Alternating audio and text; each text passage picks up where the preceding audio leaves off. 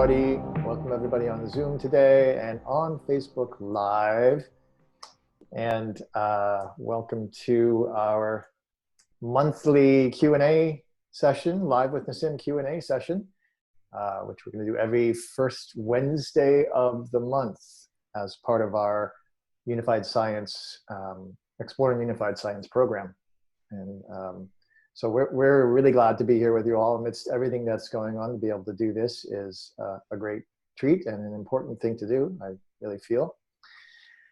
And I want to welcome our contributing members who are on Zoom with us. Thanks for joining us and for supporting our work and helping make these sessions possible. Your participation that way makes a huge difference for us. So thank you for that. And we're also welcoming our Facebook Live audience today. It's important in these times to be able to share the ideas and the messages that are topical to what we're discussing in these Q&As out into the world. So we're letting that happen for the Facebook audience. And for our contributing member participants on Zoom, this is the monthly session where you can ask Nassim questions. And we're not actually going through the modules the way we did in the 6-week series. This is just more of an open format for questions. So it's not structured in the same way. And it's usually quite a far-ranging set of questions that you guys post, and pose some really good challenges for Nassim to answer. And so to do the questions, if you're new to this, if this is your first time or you haven't asked questions before, there's a Q&A button on your screen, on your Zoom screen. Again, this is just for the Zoom audience, our contributing members. And so if you could put your questions in the Q&A session and try to make them pretty succinct for us, and just put 1 or 2 questions. We usually get so many, we can't get to them all. I know you guys have a lot of questions you'd like to ask, and but put a couple of questions in there. We love to keep it oriented towards the Exploring Unified Science content, and it's also its relationship to things that are happening in our lives as well. And then also, if you want to use the chat, you can do so for comments and say hi, where you're from. Let us know where you're in from today. And put your comments there for each other. And one thing is to make sure to set your chat underneath your chat settings in Zoom. Be sure it's set to presenters and attendees, because I noticed that a lot of times it's just set to presenters only when you guys are chatting and you think you're chatting with each other, but it's only coming to us. So make sure it says presenters and attendees for your chat. And yeah, so this is our monthly Q&A, and we're here with Nassim. And Hey. Nassim, welcome again. We're starting now. This is our regular monthly ongoing series. Yep. In the times we're in, which are radical and bizarre, and Yes. you know, I think a lot of stuff's coming up to the surface for all of us to, you know, get it rubbed in our faces and have to deal with it, which I think is a good thing. Yeah. And we so deal with it well. hopefully, Yes. in the end, we come through relatively unscathed. Yeah, self-examination for everybody is a good thing. It is self-reflection. We're getting it on a mass scale right now, and I think that's part of the process, actually. Mm-hmm. So, and I know that you've been through a lot and on a big journey yourself. So, welcome. And right. You want to just say hi and share some thoughts and to get us going here today? Well, you know, like you were saying, it's quite the journey. It's been quite the journey for me personally, that's for sure, in the last 2 weeks. And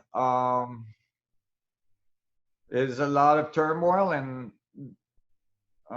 the result is that there's a lot of things that are coming to the surface, and many of these things that are coming to the surface can either produce division, and that is usually when it's externalized, or produce unification, when it's internalized, right? Which means self-reflection, where in our psyche do we consider our fellow human beings, and different races, different language, different cultures, and how we can unify as a human race is directly related to how each of us can self-reflect and see of how much of that they're carrying along, which we've all been raised in an environment that fostered this, separation at all levels, which is something we're doing now in science. Is the contrary, is to unify and to understand that the separation are basically arbitrary, but from our perspective, for instance, biology, chemistry, and physics doesn't look like biology, chemistry, and physics to the universe. It just looks like one thing, which is the universe, right? The way things work at different scales, their relationship to each other, which is clearly present since they're made of each other.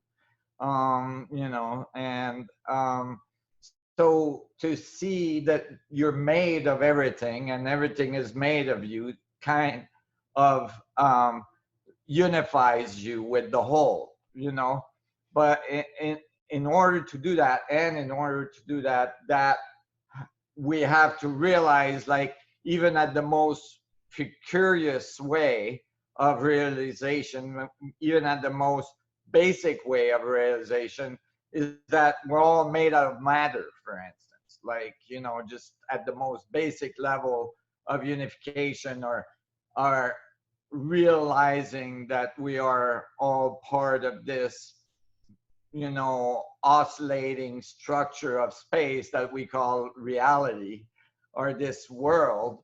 And the atoms that makes the stuff around you makes up the cells inside of you, and the cells inside of you, are all like highly organized to make you.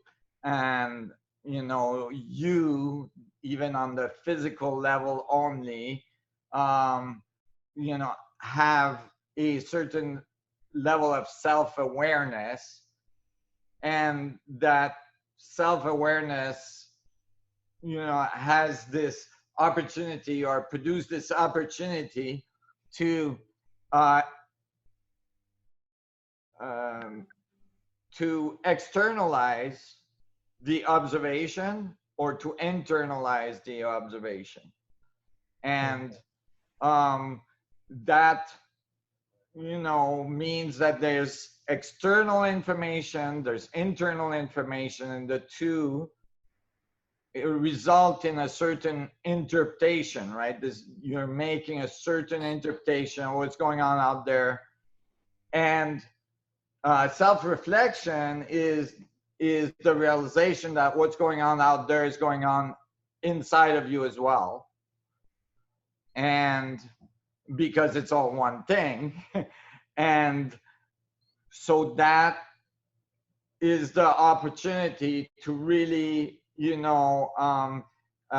be able to alter what's outside by altering what's inside, right? But if the whole thing is one, and it's like a network of information, when I change inside, it's like I'm changing a node in the network. So I'm informing the external as well.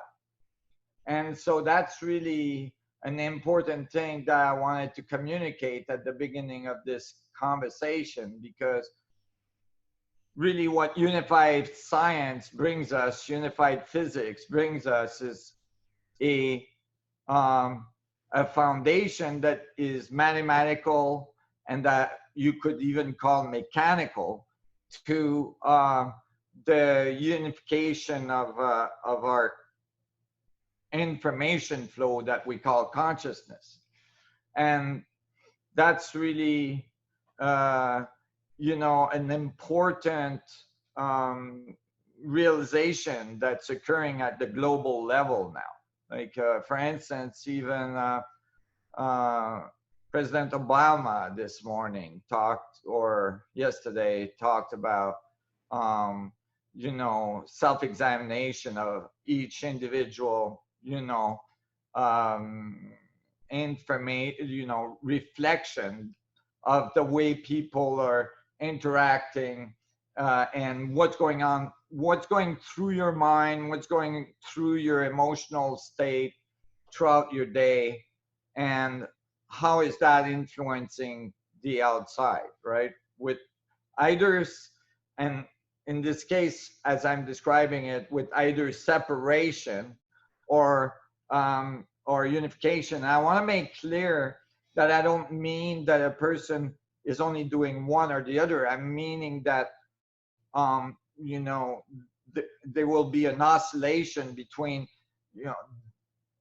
observing the boundary, right, which is a separation, and a feeling of unification. This is not necessarily a constant state for an individual, but it's just to observe what state it's in, right? And that is the whole part of self-reflection. Anyway, that's what I wanted to say about this situation right now.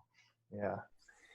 No, that's, I really appreciate the connection into the scientific perspective of the unification of inside and outside, and that there's really no difference. Our minds can definitely go there and interpret, like you said, we are interpreting the information all the time, internally interpreting it, and then projecting that interpretation out onto the world, which then includes the potential for judgment and criticism and blame and all this that can snowball into what the kinds of behaviors come out of that. And that's part of the realization of the unification, is to really be in check with that at all times, right? Especially in these times. Exactly. And catch yourself, because we all we can get involved in the externalization of our interpretation, to the point where we can lose the sense of unification, or kind of lose ourselves. It's possible. It may be momentarily, but to be able to realize, okay, what are my thoughts right now, and where does that lead, right? My current interpretation, and where, if my interpretation of what's outside is accurate, then I should be able to find it inside of me as well, right? Since it's one, right? That's a deep realization that, like, okay, well, then I can address it within me and influence the outside, right?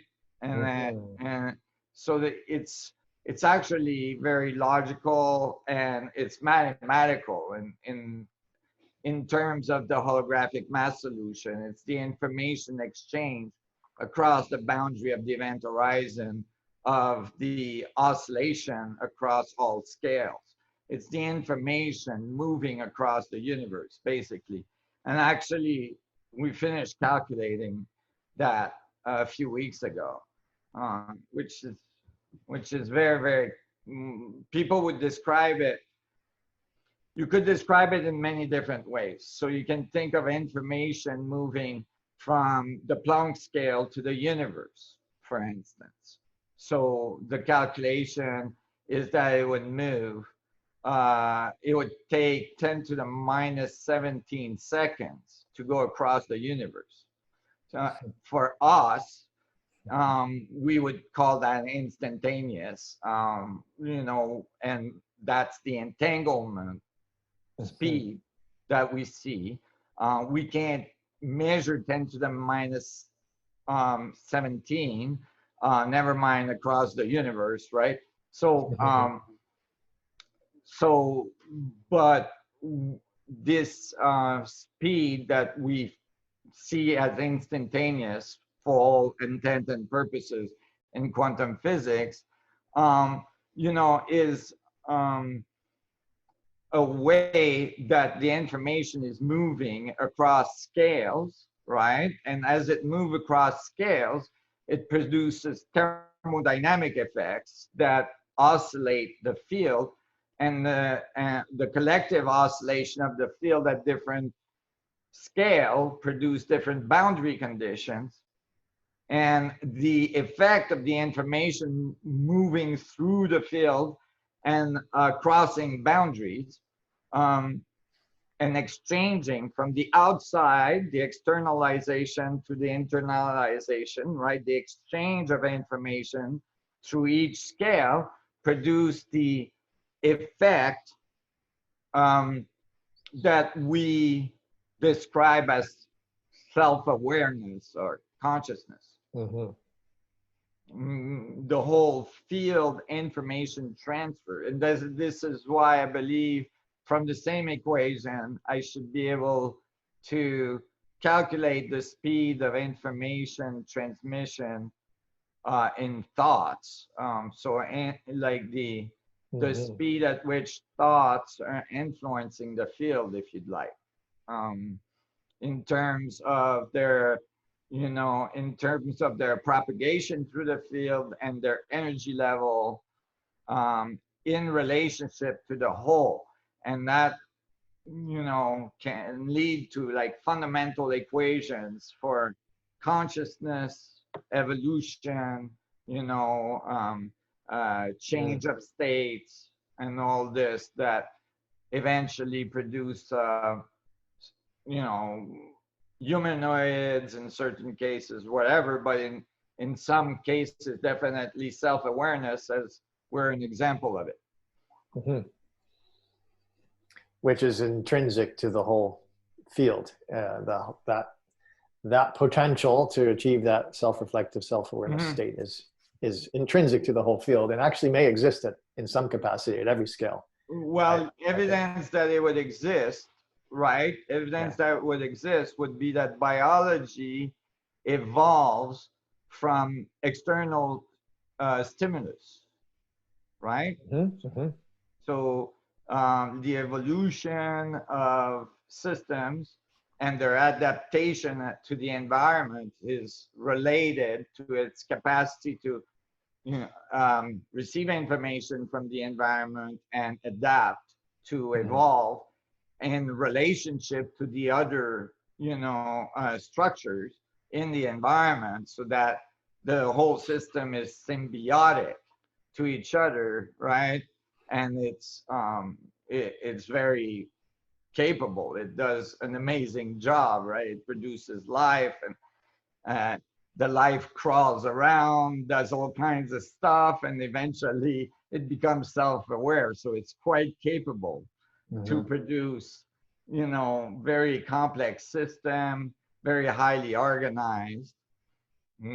And so you can think of this organization of the external stimulus, you know, producing the evolution,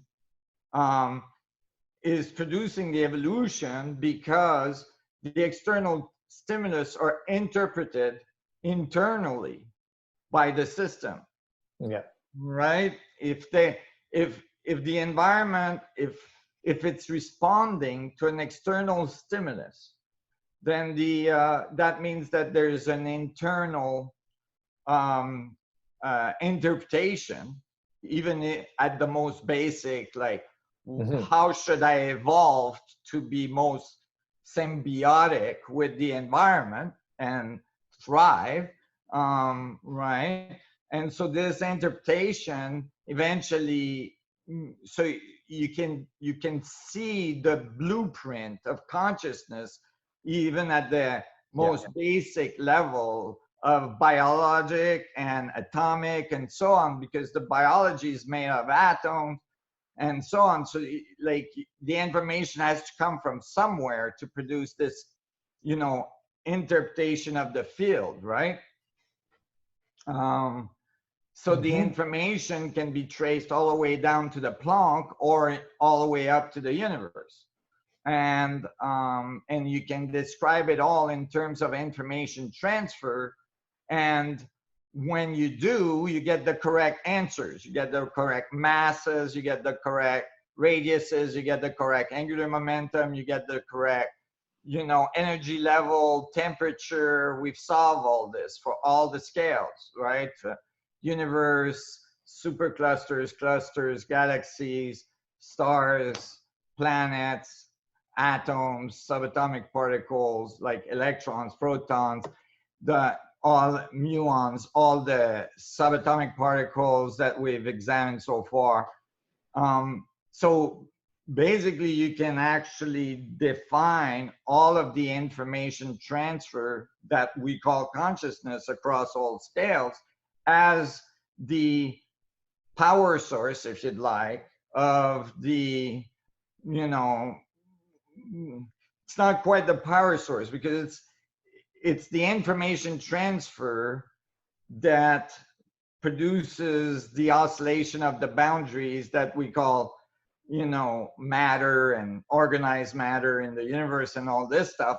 However, it is as well the oscillating boundaries that permits the information transfer, right? So it's feedback, right?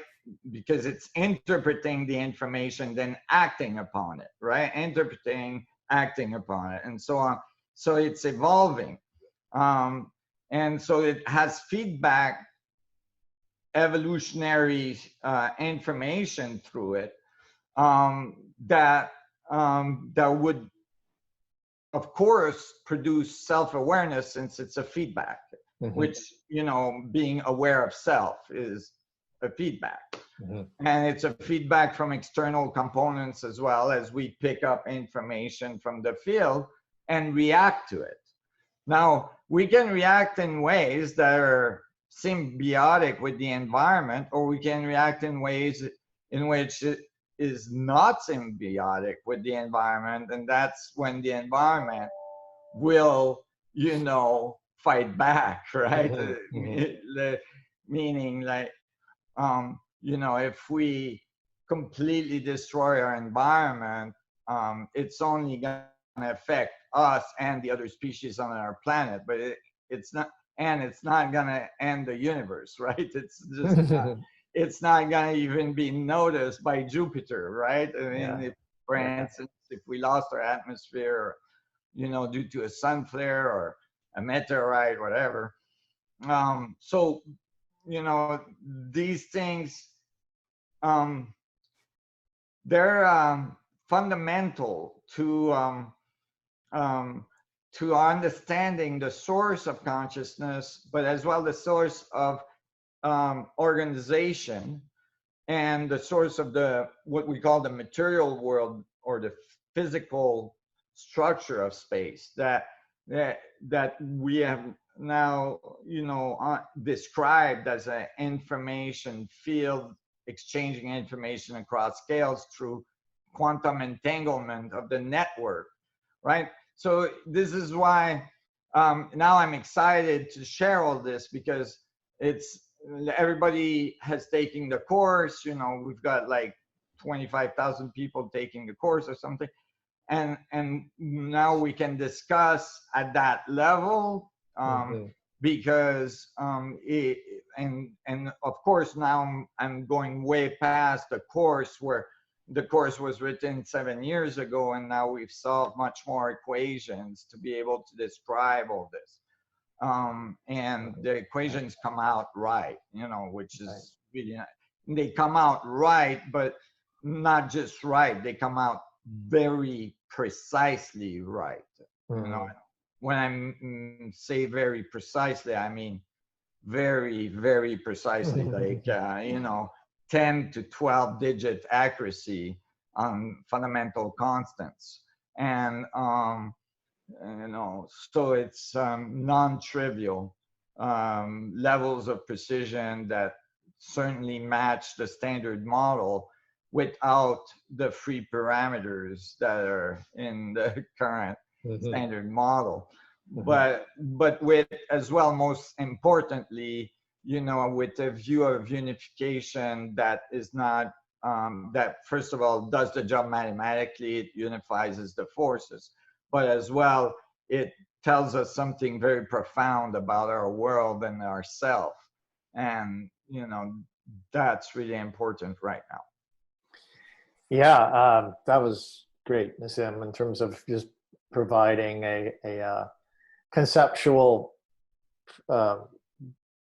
framework or model or view of what the unified reality is made of, which is all one thing, which is the information throughput across all scales, fractally interacting, localizing, constantly transferring information from the external to the internal and back out again, and the whole thing operating in this way in not only local time frames, but that universal 10 to the minus 17 instantaneous transfer of the same information that's present everywhere, which makes the hologram nature of it clear. Right. Wow, if it's transferring that fast throughout the whole universe, that means all information is present everywhere.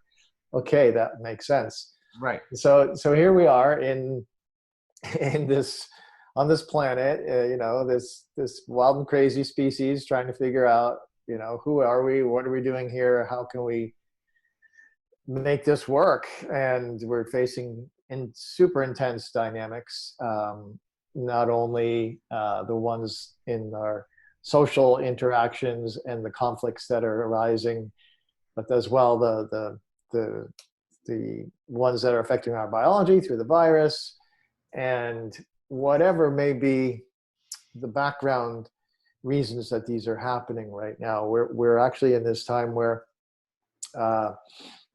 we're having, like we said, we're having to face ourselves. And now with this perspective, how would you say we can then bring that awareness of what you just described, which clearly unifies everything, into one field of information, of consciousness, of interaction, and constantly evolving through this feedback loop process?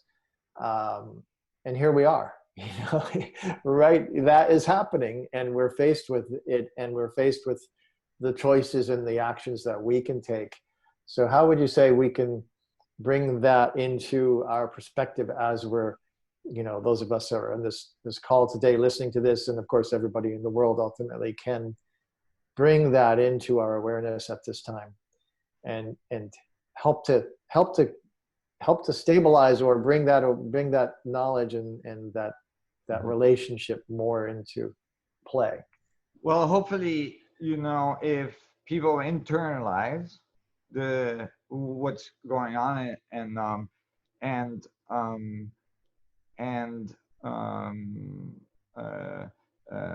resolve some of these parts within themselves that they recognize from the outside stimulus, right?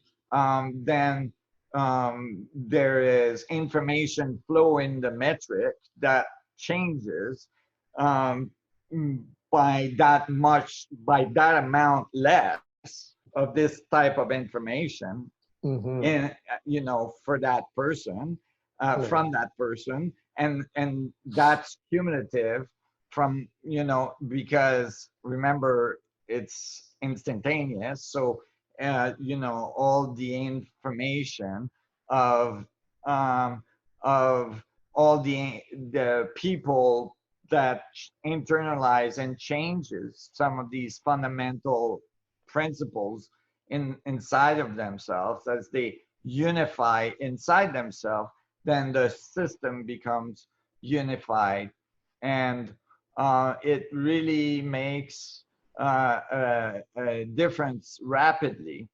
So the actions that a person takes now as the reaction to the external field is is most likely vastly different than a person that continues seeing the division outside of themselves, right? Mhm.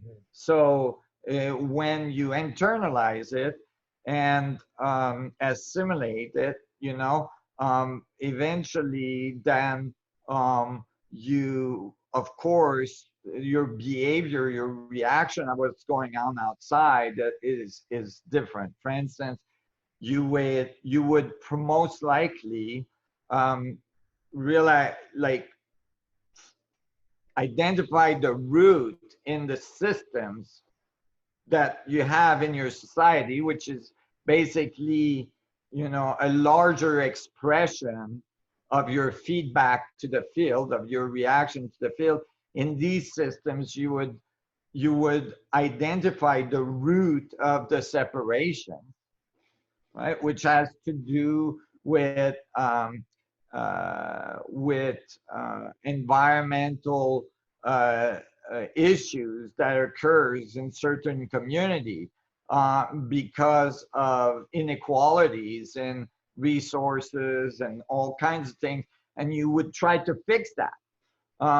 You would want to, like, encourage and really help, for instance, by investing in schools and infrastructures and all this in the environments that need support and that need help, to, like, bring everybody to the same level of being able to enjoy life and you know uh, have their families and so on. So the reaction, uh, then, as well as wanting to make sure everybody is safe in the current environment, as well as that, they would be that part about, okay, this is what we are doing to self-examining our society as a whole and our, Mhm. politics and our laws and the way we interact with other countries, and how countries interact, and what is the distribution of wealth, and you know how is the distribution of health of wealth um, allowing us to thrive as a whole, because that investment is just as important as the local investment Mhm. to ourselves, right? Mhm. So Mhm. how we're doing as a whole, is really important and should be part of a certain responsibility of large corporation and so on. And this should be acceptable to the whole, meaning it should show that it produces thriving for the whole, and as a unified body of evolution in the universe, right? Yeah. And as soon as that can happen, then all the resources are there for us to completely thrive, right? There's no lack of resources. There's no lack of energy. There's no lack of material. You just, if you can't get to it, then they can be a lack. But it's not. That is only a direct result of your capacity to understand the universe and work with it and develop your technology so that it works with the universe, and you can extract all the energy you need. You can produce gravitational fields. You can control them just like you can produce electromagnetic field and control them and produce a society that we have today. You can produce gravitational field and control them so that you can lift off the surface of planet and get access to any of the material you want in the solar system or even in the galaxy if you have gravity control. So basically, there's no limit Mhm. to the expansion and and um, the self-organizing possibility of a species, right? That becomes self-aware, right? That is self-aware at a certain level that it's able to interact with the field and produce technology and and all this.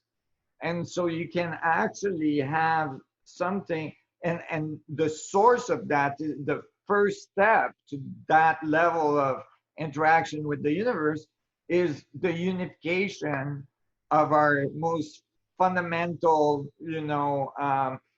uh, base level unification, which is, wow, we're all humans on one planet flying through the universe, right? And we can thrive, if we unify, Yeah.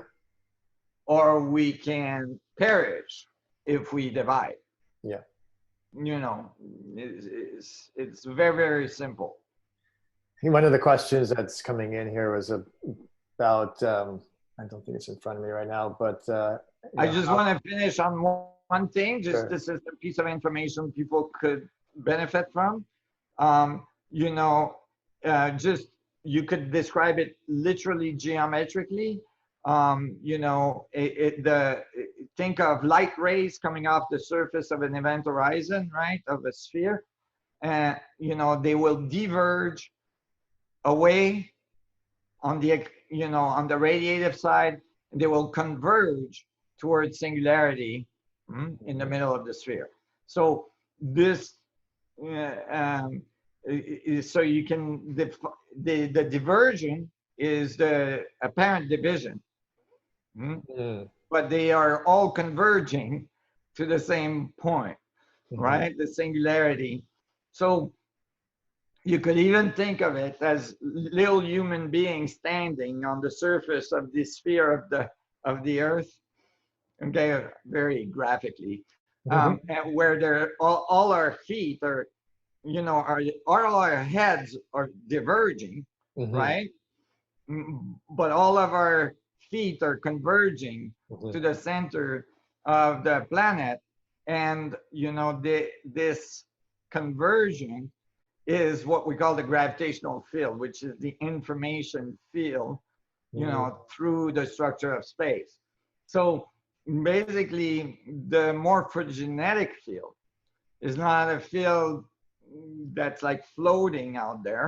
It's a information field that's going from conversion to diversion across the boundary of the event horizon. The information flow.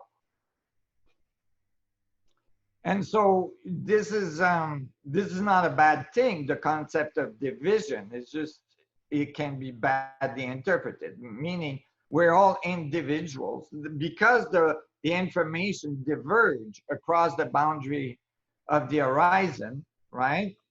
Um, we are all individuals that observe the universe from its own perspective. That's why you can have individuality in a unified view. That doesn't mean everything is the same. It just means it's unified. Um, so, meaning it's all connected. It's information exchange that's happening. But you still have individualization because you have diversion and you have conversion, which is the unification at singularity. So at the center of your being is the point of unification, at the center of your vortex, if you'd like, at your information vortex on the surface of the planet. You're spinning out stuff. You call it thermodynamic, right? And you're putting stuff out, and you're receiving stuff, right? You're eating, you're receiving information, you're touching, you're doing all this stuff, and and the result is this reaction. So anyway, I just wanted to mention the conversion and diversion, of the field. Yeah, great. That's such a strong visual juxtaposition of what appears as divergent and separating, which is always complemented and has to be always complemented by that which is converging and unifying. Right. And they're just dynamics. And so the question I was going to just speak to here is about how to apply the ideas of unified physics to social justice. And what we're talking about here are some fundamental principles that can be discerned from this model, and how it's important to hold both views simultaneously, like you're just describing, because it's so easy to just diverge and go, oh God, we're just different and we're separate. And that's what we've been telling us this story for so long. Right. Humanity. And here we have the opportunity now with exactly the kind of model you just said to shift that, to include, but wait a minute, all our feet are pointing to the same center. That's just as important here. Let's put our attention there on what unifies, not just in an idealistic sense, but literally in the physical reality where we're inhabiting here. Well, yeah, that can be justified by very clear equations that give really clear answers that are very precisely correct. Right? And that informs what we call then, the justice aspect of what we're dealing with here. How do we incorporate that into what feels like, what we call justice in the world? It's very foundational to that consideration. Right.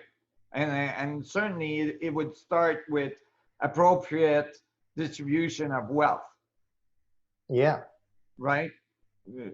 That would be the first step, to understanding, the fundamental unification of the realization, the internalization of okay, we have to take care of everybody, right? Because we are one thing. It's one system. Right. It's one system, and it's flying through space at, thousands and thousands of miles per second. And,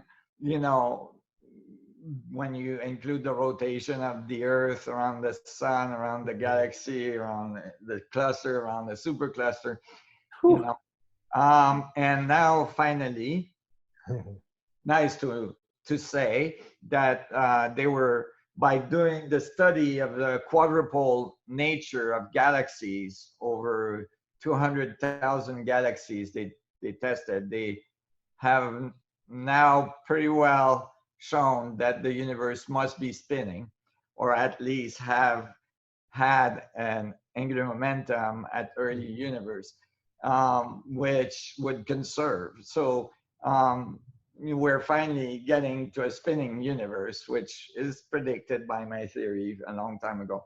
Yeah. But basically, this angular momentum, you see, I love to be able to reduce it to mechanics, because when you do this, it teaches you something fundamental about the other levels, right? It's like, if you can reduce it to mechanics, it's like you can feel it inside of you working, right? So then it's not a unification is not a thought, it's an experience. It's an experience of the field. So it's not a dogma. It's a direct relationship with the field. Like it's like self-awareness on self-awareness, right? It's fractal self-awareness, fractal feedback, right? So you're basically realizing the functioning of self-awareness being part of a field, and your interaction with that field becomes more clear because you have a different perspective on self-awareness and its role.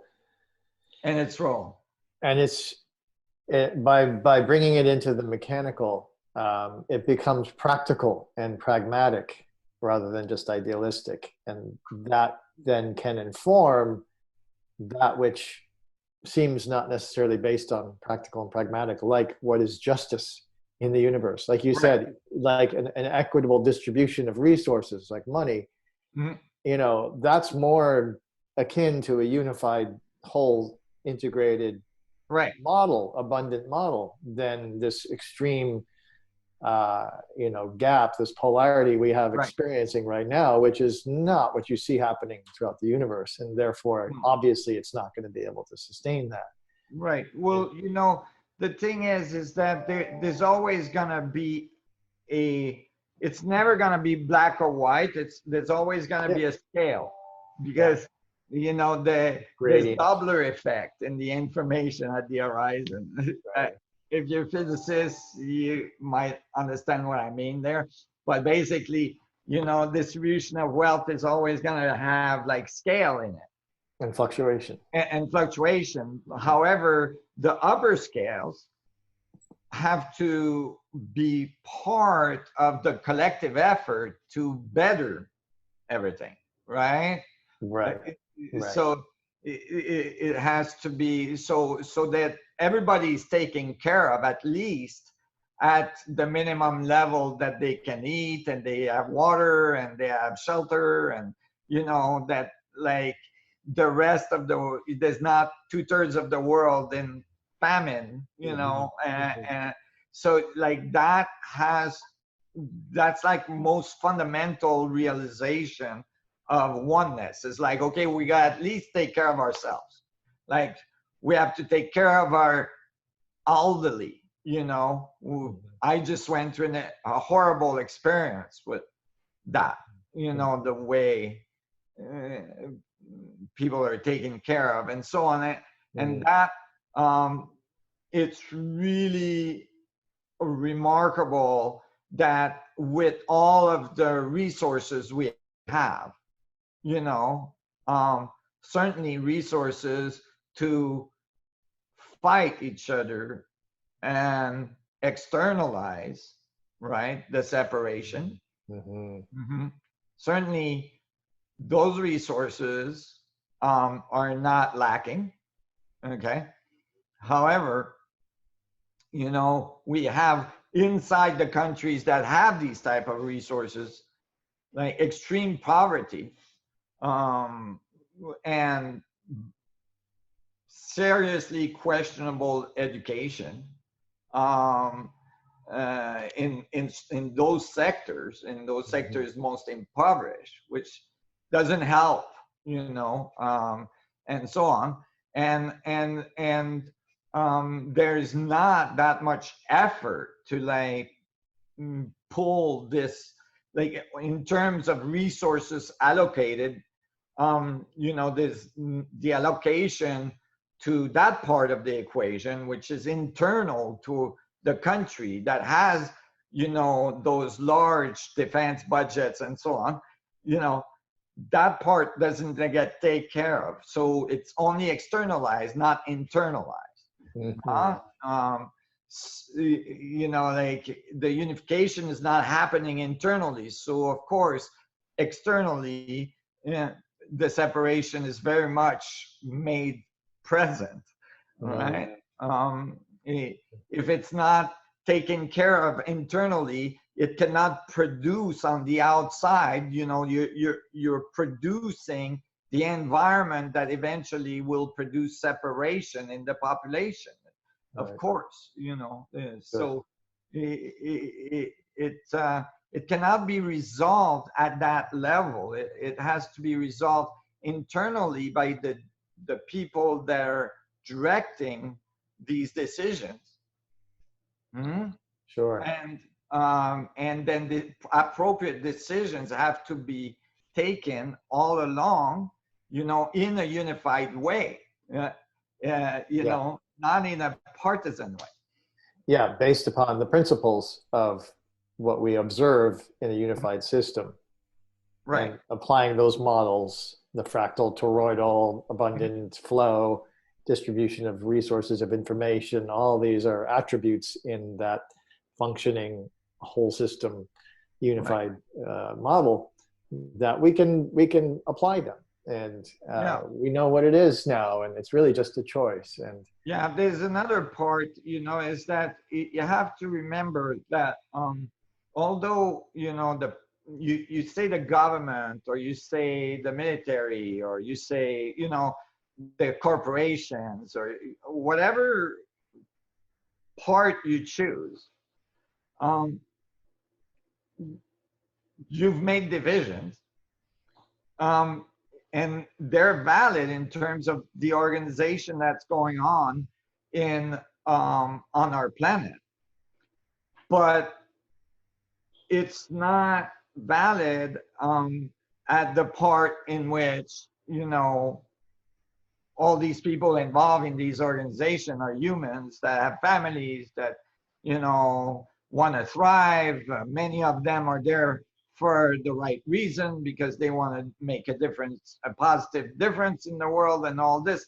Like, babies are not born evil, right? They don't, like, mhm, mhm. like to like go and like make that first level of unification, of distinction, even internally, even for people. Like, I'm not talking about for people that, like, I or anybody, we all have these boxes, and of course they are valid, meaning when we talk about the government, we're talking about a certain institution. When we're talking about the corporation, we're talking about a different institution, and so on. And there's many sub institutions in those, and all this. And when we so it's okay that we call a plant, and an elephant, and we make these distinctions. If we forget that they're all part of one thing, then we cannot react well to it, meaning we don't know what we're dealing with. Mm.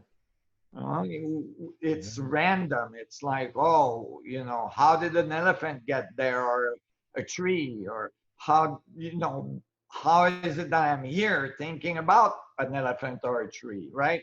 Like, what is this thing, right? That is in the separation, because the complexity is so high, you can't identify what is this thing. But since it's all converging to singularity, you can realize it's all the same expression of information moving across boundaries. So then you can see that you can look at the organisms that thrive on our planet, and you can organize your society in such a way that it thrives as well, that like all the systems in it are symbiotic to each other, and they are all moving towards higher coherency, higher capacity, and so on. And so that information can flow freely in the system, so that everything can grow faster, stronger. Everything can be very powerful in the creative side of engineering, and interacting with the universe and the energy available. Everything can thrive. I think Buckminster Fuller did some good calculations on this in the 60s. Right.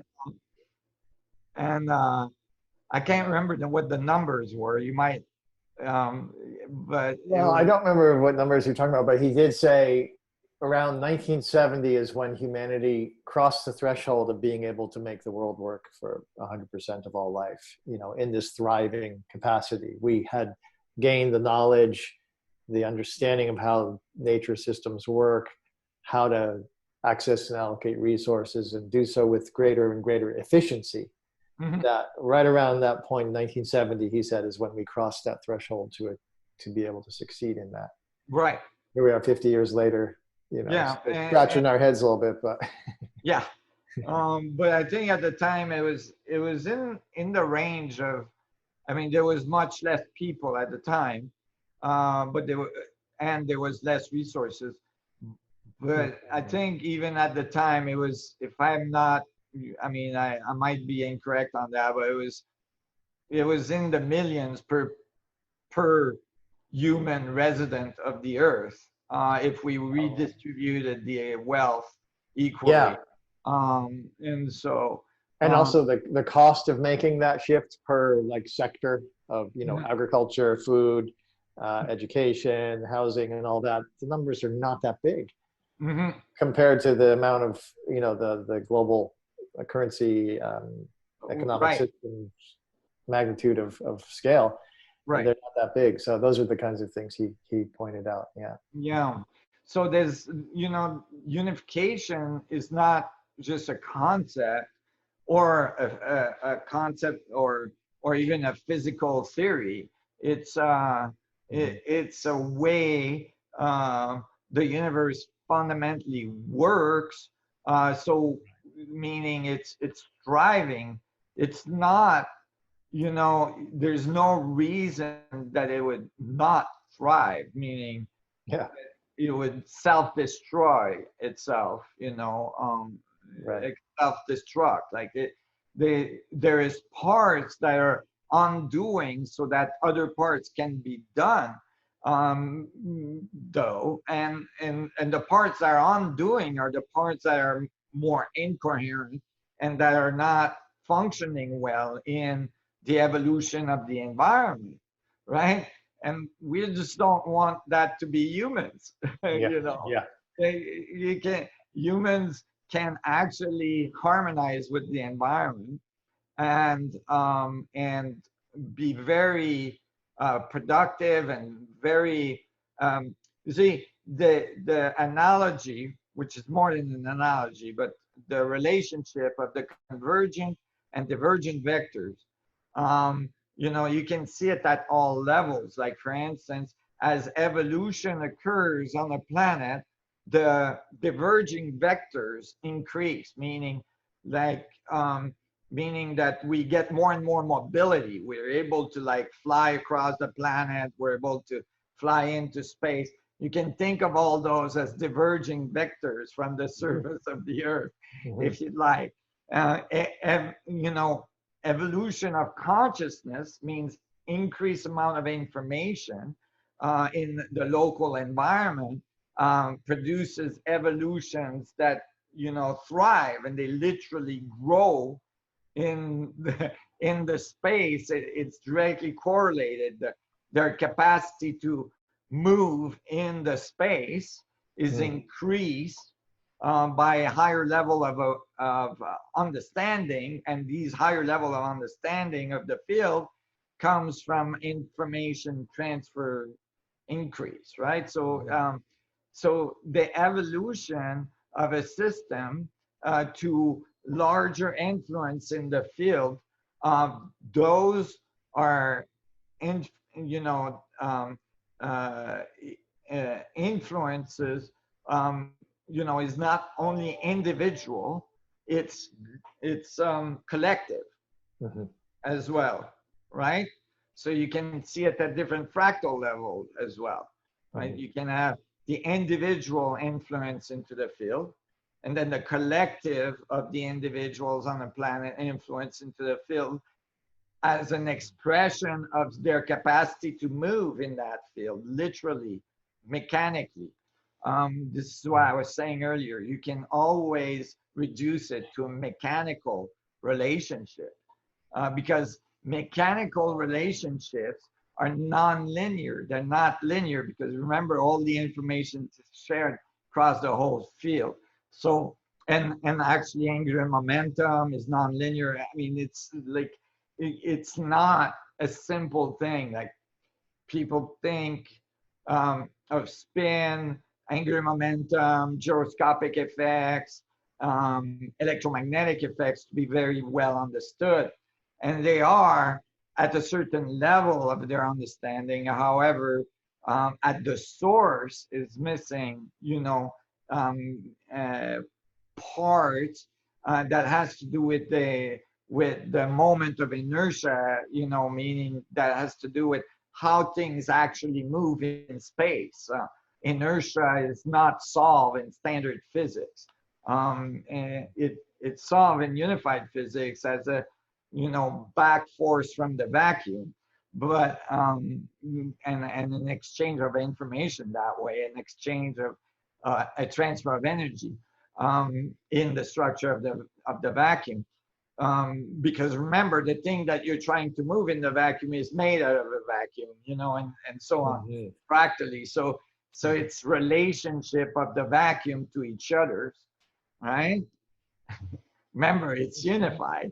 Don't never forget the converging vectors, right? So this object you're moving in space is changing the information in the local space. So more information is being exchanged by the thing, which would be a human being in this case, more influence it has on the field, and more collectively there's an influence on the field, which would translate to more freedom of movement in the field, right? So now we can go around the world.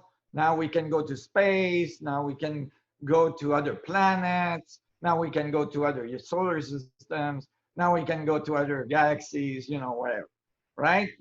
As you're going larger and larger, or your diverging vectors are increasing, is because your converging vectors in terms of your self-awareness have increased as well, meaning you've gone deeper within yourself, you've integrated more information, and you're transferring information at a higher rate. Then there's less entropy in the system, because your system, even globally, your social system and so on, globally are harmonized with that same information transfer goal, which is the collective, survival, or the collective increase in, thriving instead of self-destructing. Right? It's vastly different.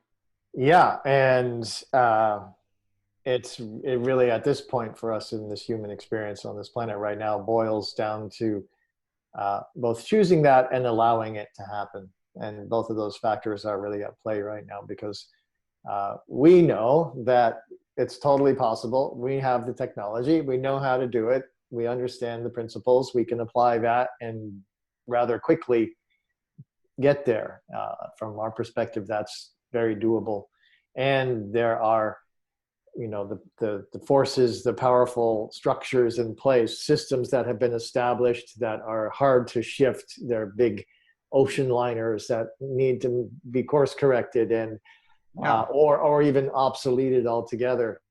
And control mechanisms that are in place and want to control more, that don't want this to happen, that have suppressed it for a long time. We're really, we're in the push-pull right now. That's well, this is why I was saying it's true that those are like big, it's like trying to change a big boat, like a big boat, like a cargo boat, or like one of those huge tankers, or or an airplane carrier. You can turn the rudder, but it's gonna take a long time to turn. Those are big institutions to manipulate, so that they produce more equity around the world. But remember, in the big cargo boat, or whatever it is, there is one guy at the top that's turning a little wheel like this. Yeah. And that's all you need, right? And a trim tab, which is the little rudder. Exactly, a trim tab. Yeah, which Buckminster Fuller clearly identified. Yeah. Now that trim tab, has been growing. It's getting bigger. Thankfully. By doing what we're doing here. Yeah. And only a few, this is why I was saying this about internalizing. Mm. If people at the wheel, right, the people that have the wheel right now, internalize what's going on and makes this unified realization, and they all turn the wheel a little bit towards each other, like move the energy, right? Move the information, move the resources towards support, right? Right away, right? Then that would show, you know, okay, let's do this, right? Let's do this. Let's unify. Let's, you know, support the people that are hurting. You know, especially now we have so many businesses that didn't make it, right? And so like, but not just the businesses, the you know, the environments that are deprived of what they need to be able to function properly, right? If we open the gates and let some of the resources, right, go that way. Yeah. And that was pun intended. Got it. If you were to let the, like, to actually support, so that evolution can really take, because the natural world, you know, will always find its sense of balance, meaning that even in your capacity to support, right? So you support the environments that needs more support, and you help, you know, bring them to higher. And when you do that, then everybody wins, right? Everybody wins, because now you have better collaboration, you have better, you know, synergy between different layers of the community, right? You have more capacity to have you know, more harmonious relationship, now we've done that to a certain extent, right? We've done that to a certain extent. It's just we have pockets, right? And so, and certainly globally, there's large pockets that needs support that could get it. And the result would be very productive for humanity, meaning these countries would become much more productive and much more, and you know, and then the synergy would become very strong, and like creativity, you know, discoveries in science, discoveries in our capacity to move at longer vectors in our converging vectors, right? We launched a rocket a few days ago. We did that in the 60s, right? And so, okay, now maybe there's better ways to go to space, you know, so we have a little, you know, longer ranging vectors than burning carbon, you know, burning gases. You know, there's all kinds of things that can emerge from a global unified community that will bring extreme wealth to the whole, right? Because there is no shortage of resources. That's an illusion. It only, you know, true if you're confined to a planet. And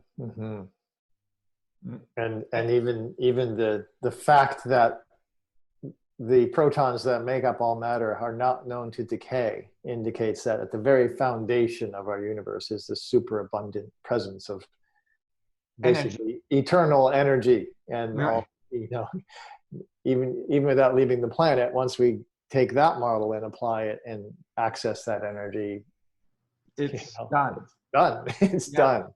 And it's Right. also been very well known that when we get to that state that you described, where all these systems are experiencing that abundant flow and all these basic needs are met, Mhm. that populations stabilize and even start to decrease, and which is a concern and an issue on this planet. And some people want to deal with it in ways that are not very harmonious, in my opinion.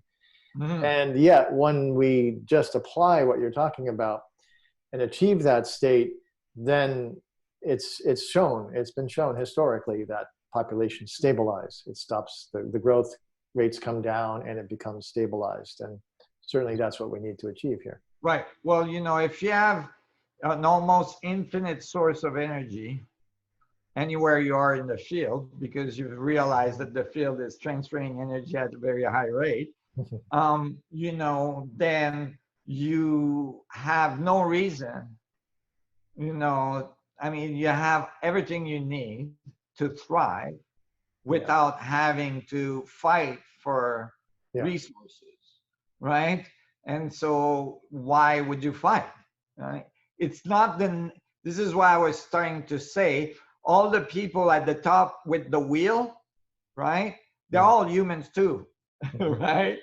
And they all have families, and they have loved ones, they have mothers and fathers, they have, they're all humans, the whole gang. you know I um, some have theorized that I some was may going to not say, be, I was but about to say, um, some question that that. I would just the probabilities are low that there would be something else than humans. Let's just put it that way, because if they could come here, most likely they've realized these very fundamental principle of unification that allowed them to have long enough vectors of propagation that they could come across the galaxy, right? But so don't put it past humans to do things that you just couldn't believe could exist in the mind of a human. Mm. But whatever the case may be, each one of us has this same information that we can, integrate and from our inside. So basically, the people at the wheel, if they have this realization, which is not outside Yeah. their capacity at all, you know, um, can make very quick adjustments that would make very large differences Yes. globally. Yes. Right. Yeah. Right. Mm. Hmm. Well, fantastic. That Mhm. was a really great. I appreciate taking the time in this Q&A, and we'll get some questions here now. But I really appreciate going through this whole perspective, because it so much informs what the opportunity we have is right now in this world. And Mhm. that's why we're here doing what we're doing, and open up this course to be free, so that this worldview, this understanding of science, the mechanical aspect of the unification of everything can be understood and applied and chosen. And like, hey, wait a minute, why are we doing this when we could be doing that? Mhm. Instead of just having an ideological you know uh, conflict around what's happening, actually just bring it into a very pragmatic and applicable conversation, and Right. help that to be understood. And that's what we're choosing to do here. Yeah. Well, it starts with a better understanding of reality. Right. That's really the start of it. It's foundational to the whole It's thing. foundational. If you don't understand what's going on, it's very difficult to take appropriate decisions. Yeah. And our educational system is lacking in some serious ways around that right now, and that's somewhat by design and just somewhat by ignorance. And there's It's many like a levels. pendulum. that has gone, you know, from one uh, point to the other, you know, across the scale, you know. So for instance, you could like scrap the physics, right? Um, and actually just look at the spiritual knowledge that was on the planet for the last few thousand years, but from a perspective of an expression of the field, right? Um, what I mean by scrap the physics is just not necessarily take the, you know, look at the equation, just the principle that the equations are portraying are very much present in the spiritual knowledge since throughout the ages. The concept of unification, the concept of, you know, geometry, fundamental geometry in space, the concept of fields of energy in the space, mana, you know, prana, all this stuff. Like all this stuff is all present. You know, if you don't want the physics, you don't, you know, the physics are there to inform you on the unification of all these principles. You know, because although each principle talks about unification, they're in different cultures that are not necessarily unified. So, yeah, you know. Yeah. So, yeah. That's why the science we feel is important, because it sort of transcends that cultural difference, perspective, and informs a very practical application, right, which is really required in order to make the shift. It's like the science is the nuclear singularity, you know, and then the interpretation of various religions or spiritual, you know, cultures is like the converging vectors of the fundamental physics of the universe, right? It's different interpretation of the same thing, since it talks about unification, right? It talks about the fact that it's all unified. It allows the logical, rational mind to finally get it, and therefore have its integrated place in that spectrum from the spiritual, intuitive, to the very logical, mechanical, and technological. Yeah, it all lines up then. Right. Yeah. It's the realization that your feet vectors point to the same singularity. Simple as that. Yeah. And we call it gravity. Right. Right. That's the gravity of the situation. Yes, it is. It's very grave at this moment. Yeah, we got some serious gravity. We're time to go for the levity. Bring in the levity, which is right. that expansive. Yeah, exactly. Yeah. Let's do it, guys. Let's do it. We are doing it. Yeah. So questions. Let's go for the first one. It's just some basic physics. We're going for some physics here now. Okay. I know you love to do that. So this is from, I'm going to not pronounce your name correctly, I'm sure, but Jaimon Conziela. And I actually we'd like to bring people on screen when we read some of the questions. And so yeah, is that possible? I hope that I don't have a way to request your permission to do so. So I may just bring you on screen. If you don't want to talk or bring your video on, then, you know, you can stay muted if you want. But we do like to see our community and have a little interaction sometimes. So I'm going to do that. You can also put in the chat if I am bringing up your question. I'll try to look for it. And if you say, no, I don't want to come on screen, then just say so. It's fine. Either way. Okay, so what was the first question? So the first question is, Nassim's theory is that the space, or the sea of energy, defines the material world. I would like to ask if the dynamical Casimir effect, which you'll need to describe for those who don't understand what that is. I'd like to ask if the dynamical Casimir effect can be an explanation to the Big Bang theory, meaning that the universe has arisen from nothing, from little vacuum energy fluctuations, Why is there rather something than nothing? Does that make sense to you, that question? Yeah, sure. Okay. All right. I'm going to bring on this person here, uh, if that's okay. Here we go. That's a good question. Yeah, it gets pretty foundational right there. Yeah. Let's see. There we go. Okay. Hello.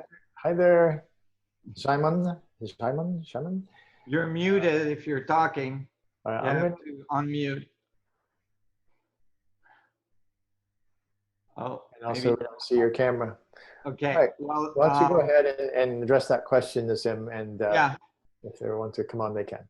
So basically, first, the dynamical Casimir effect is, while it starts with the Casimir effect, which, started in 1947 when physicists with the name of Casimir was um, theorizing that if the vacuum fluctuation, that is, if the energy of the vacuum fluctuations are truly present, right? The Planck oscillating field, if it's truly present, if he tried to calculate how far apart you would have to put plates to eliminate some of the wavelength of the fluctuation of space, so that it would create a little gradient between the plates and the outside, and the plates should experience a force, pushing them together.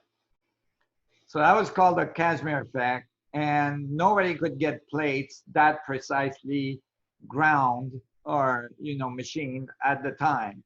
So it had to be like 3 microns apart, and or at least inside that. And so it took until the 90s, I believe, early 90s, before we were late 80s, early 90s, before we were able to get plates that close together. And then we saw that force being applied to the plate, confirming, the Casimir effect due to the fluctuation of the vacuum. And then later on, it was realized that if we move the plates, we call them mirror, if we move the mirrors very, very quickly, right? In between, and pump the film, basically, we could emit photons, and then that was done. Um, and um, and so the dynamical Casimir effect is this production of photons. I think it's in the X-ray range of these plates oscillating and extracting photons directly out of the vacuum, out of the fluctuation of space. So this definitely confirmed that the energy is there and space is oscillating. We can extract photons from nothing, right? Which is not nothing, it's everything. Um, so when so to go back to the question is the Big Bang one of those events, like an emission right from the vacuum? Uh, my answer would be yes and no. Yes, it is, but no, because it's not the only one. Everything is an emission of information, a Casimir effect of space-time, except that when we made the experiments on Earth, due to the way it was written by Casimir, we used plates to create a gradient in space. Now, what would be a more natural way that nature would have created such a gradient? It wouldn't have made plates, right? That's more like, not so evolved nature, right? It's still nature because the plates are made of atoms and you just manipulated the atoms to make plate. But is there a better way to make this gradient happen? Well, eventually, hopefully, you would realize that spin is the best way to create a gradient in a field, right? So that you get a gradient difference between the density between the middle and the edge. Think of a hurricane, um, you know, or and the amount of energy in a hurricane, just because there's a little gradient in the air of 3 degrees between the surface of the water and the hot air above, and so on. And so now you have this huge energy event. In the case of a hurricane, it will even produce antimatter, right? It will produce gamma ray emission at the poles, that we call sprites, and that have been measured for a while now. And so you think of so don't think of two plates creating a gradient. Think of a gradient being produced by spin or angular momentum in the field.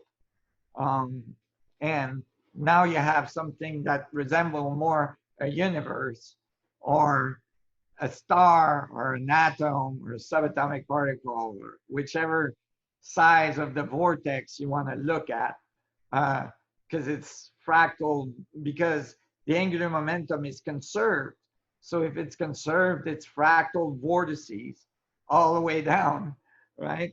From the angular momentum of the universe or from the angular momentum of the Planck, right? It's either conserved all the way up or conserved all the way down, depending on which, scale you're looking at.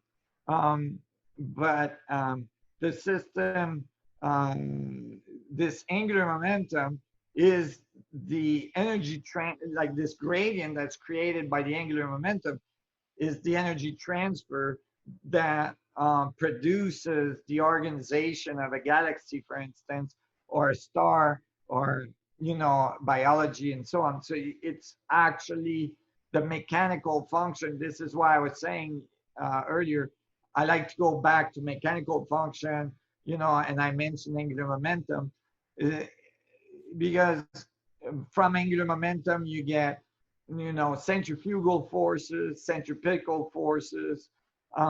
Those forces are akin to electromagnetic or electrostatic forces and gravitational forces.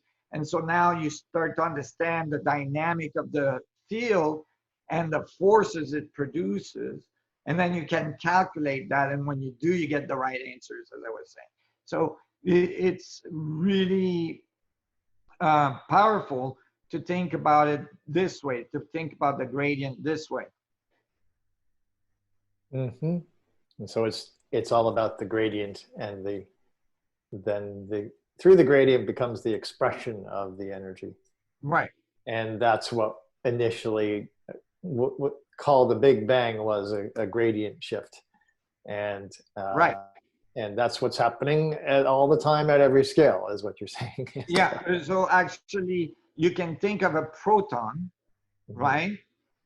A proton. So the Big Bang theory says that it started at the Planck point, mm-hmm. right? Mm-hmm. So the whole universe was inside a Planck. So please don't be shocked at what you're going to hear next. Okay. So imagine that instead of that model, yes, it's correct. It expanded from the Planck. However, it's because a Planck or a proton, most likely, escaped another universe. Mm-hmm. So imagine a bubble, and it's emitting information in form of Plancks, if you'd like, or in form of protons, which are basically, as I proved in my equation, organized Plancks, right? And so there. Imagine this escapes a universe into ours. Then it experiences into a larger universe it's in. So you have a bubble, right? It's in a larger universe. Of course, the larger universe is very, very, very much bigger than the bubble. The bubble, right, is like a galaxy in our universe, right? It's very small compared to the universe. There's trillions of galaxies. And so when, so imagine our universe being a galaxy in a larger universe.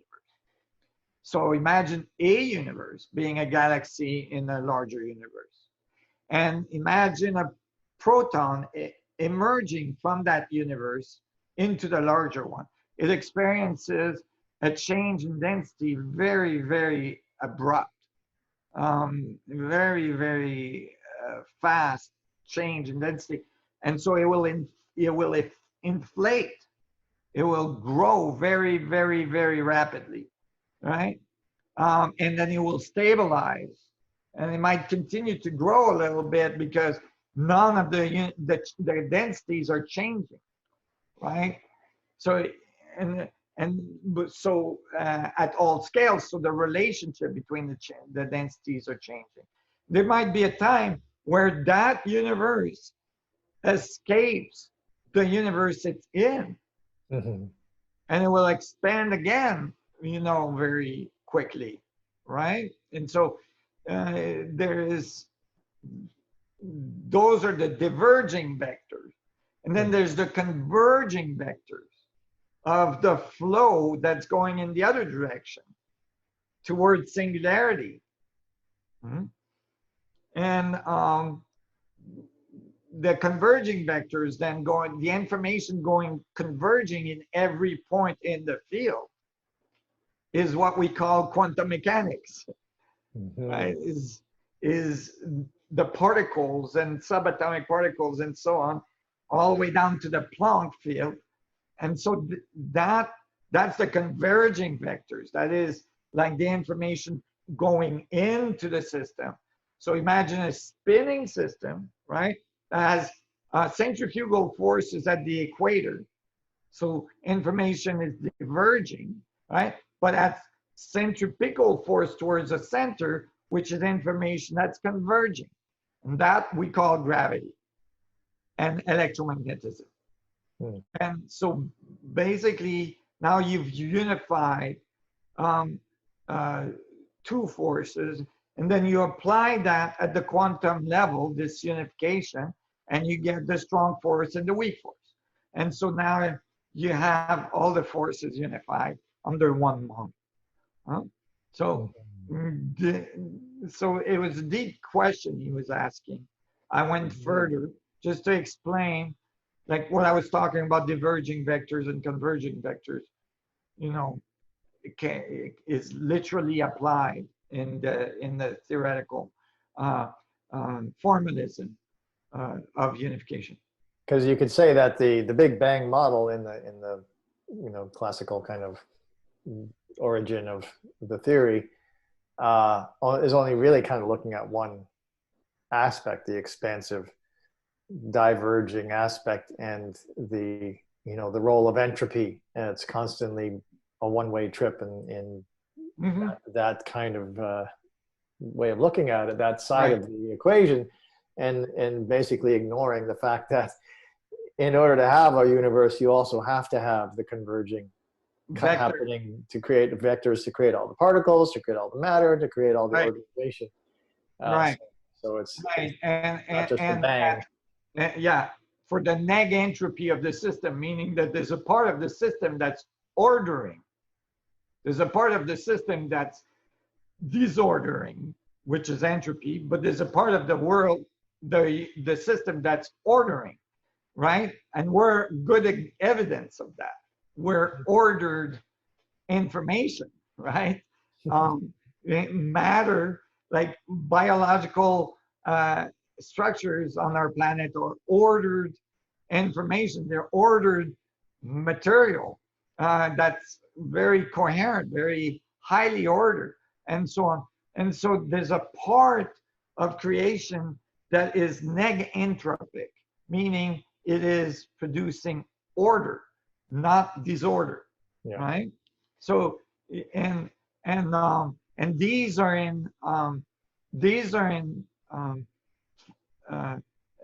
in relationship to each other, so that it creates boundary condition, meaning that like the order and the disorder, going from converging to from converging to diverging, um, you're gonna get boundary conditions because there is like a relationship between the um, like you could say the expanding diverging forces and the converging, you know, gravitational forces or Mhm. you know vectors, and this relationship is going to make boundary conditions uh, along with angular momentum. Excellent. I think we covered that one. Yeah, That was good. yeah, So I think some of the next questions we actually have addressed. Lori Whitaker was asking about, as protectors of universal power, what plan B may be necessary to protect from bad influences power imposes its agenda. We talked quite a bit about that, I think, in our opening conversation around yeah. the relationship there. Um, and let's see here. Um, there's a question here. If you see one, Nassim, that catches your eye, you just go ahead and let me know. But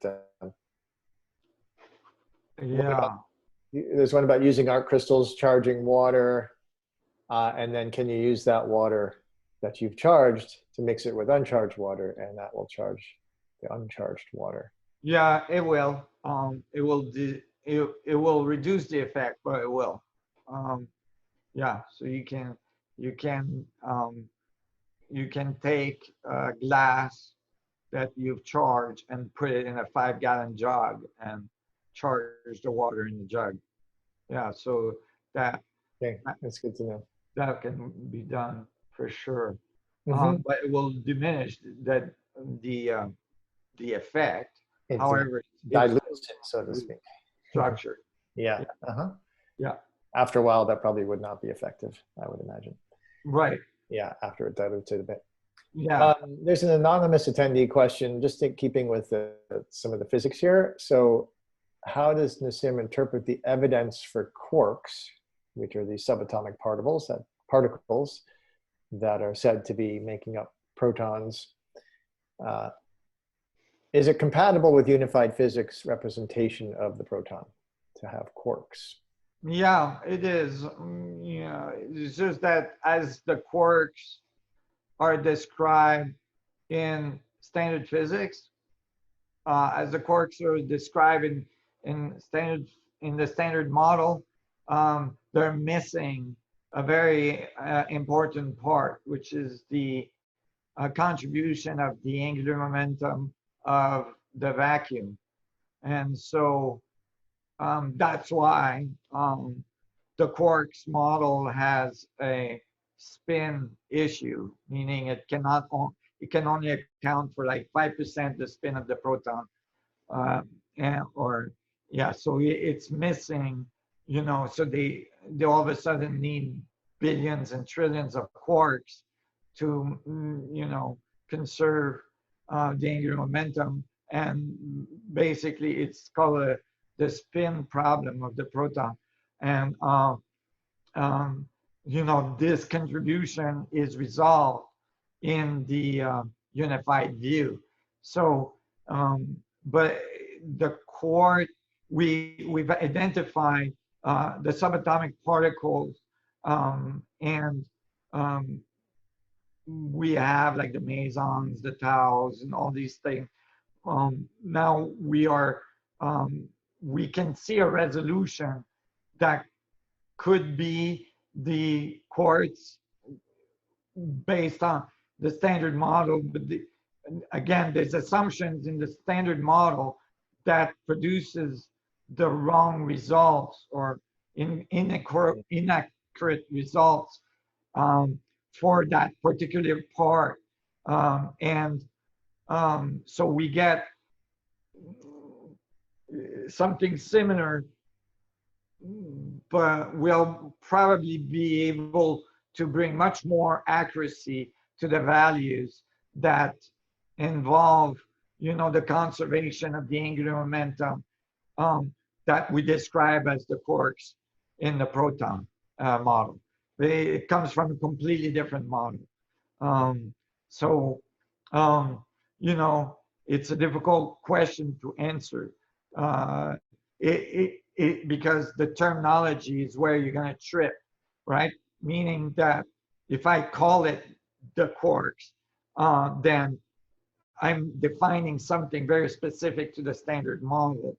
And in the unified model, that energy level is present, but it has a completely different meaning in terms of the unification of everything. So it would need a different name, so that it's not confusing what I'm talking about. Right. Yeah. Because it's coming from a different way of even deriving it. Therefore, there's a confusion by giving it the same name. Right. So great. That stands for all the particles in some ways, but yeah. Okay. All right. There's a question from. What's nice is that it resolves the problem of the angular momentum of the proton. It's the correct answer.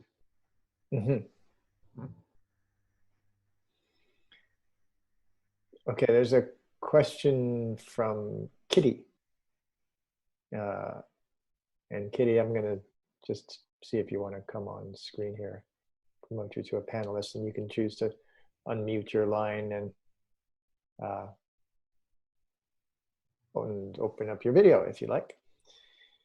So the question is I'm coming from a very different field of inquiry. And hey there. Hi, Kitty. You're still muted. Unmute your audio. Hi. Hi. Welcome. Thank you for being here with us.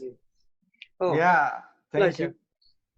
I am going to go ahead and read your question, and you may want to just add a little if it just might need a little extra clarification of what you're asking. So I'm coming from a very different field of inquiry, working with psychic transformation practices. I use a system of identifying units of oneness at different scales that I call cohesive agenda holding cells and bodies.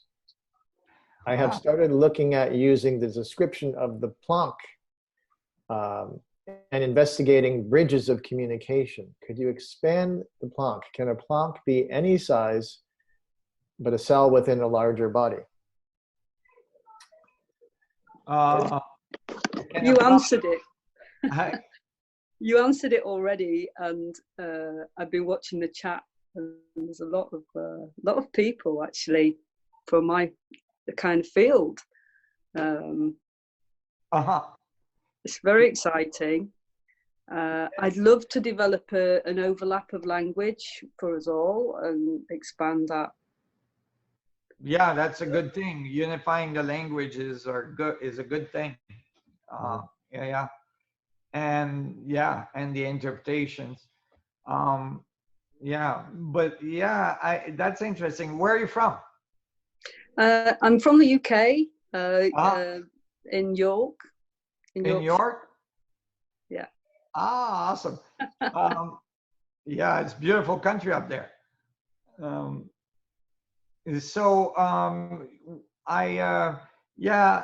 You see, that's the thing. You can think of it in terms of particles in physics, or you can think of it in terms of information in the field. And if you think of it in terms of information in the field, then, and you know that time, that the field is connected, is unified, right? Then you can get information from the field directly, through your converging vectors, instead of getting information from your diverging vectors.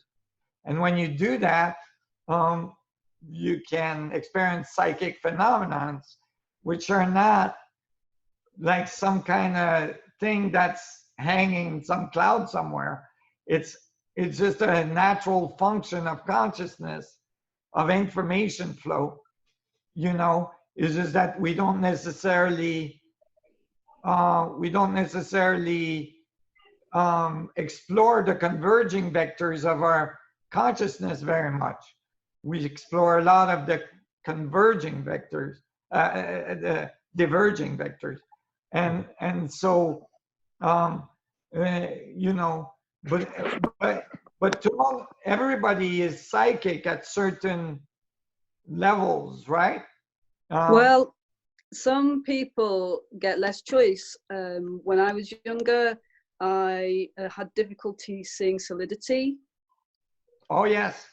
So Well, that's because there's no such thing. Well, I experienced the fluidity to the extent of being able to put my hands into solid objects, which isn't very convenient, but it's quite educational in a different way. Well, okay. Yes, I can imagine that could be inconvenient when you're trying to pick up your tea. Yeah.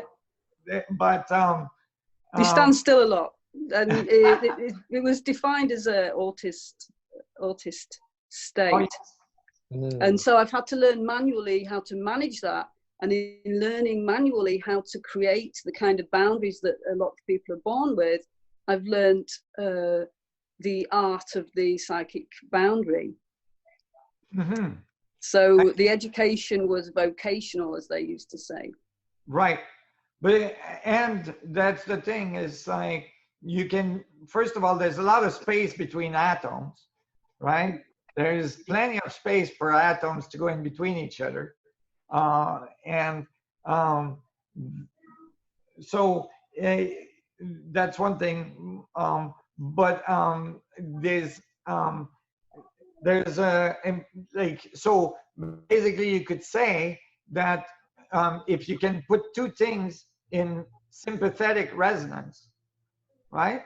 So that the oscillation of the two things work with each other, you should be able to put things, you know, into each other like that, right? Like, and so on. What I mean by the everybody's psychic in certain levels is that you know, it's all part of the same information field, and we all have access to it, right?